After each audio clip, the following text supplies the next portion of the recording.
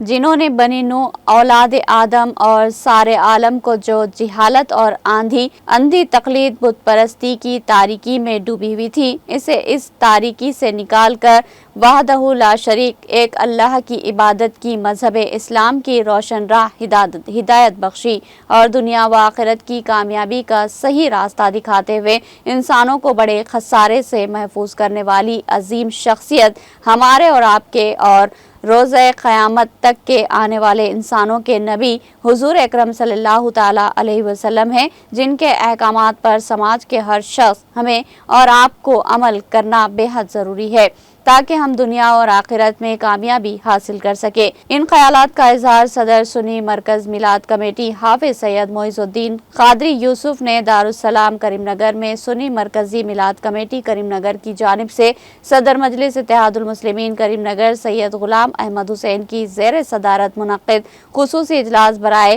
ورد میلاد درود شریف سے خطاب کرتے ہوئے کہا، اجلاس میں سید غلام احمد حسین صدر مجلس کریم نگر کی زیر صدارت حاضرین اجلاس میں 1,10,000 مرتبہ درود شریف کا ورد کیا۔ اجلاس میں شہریان کریم نگر و مجلسی قائدین کی کثیر تعداد نے شرکت کی۔ اس موقع پر مولانا قیوم ضیائی نے خطاب کرتے ہوئے کہا کہ آج سے تقریباً 1500 سال قبل حضور اقدس صلی اللہ علیہ وسلم ملک میں پرآشوب و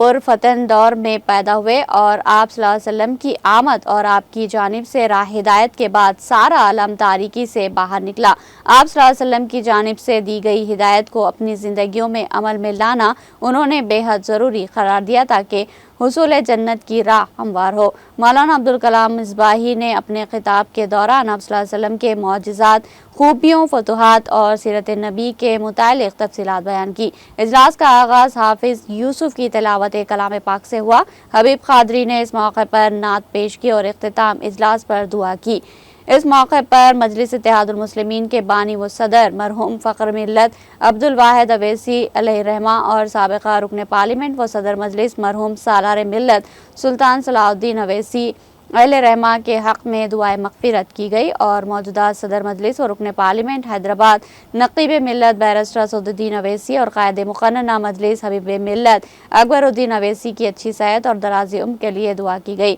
اس موقع پر مرکزی میلاد کمیٹی کریم نگر کے قائدین، مجلسی قائدین کریم نگر، سابقہ کارپوریٹر، ابتدائی مجلس وارڈ صدور، قائدین و کارکنان کے علاوہ عوام کی کثیر تعداد موجود تھی۔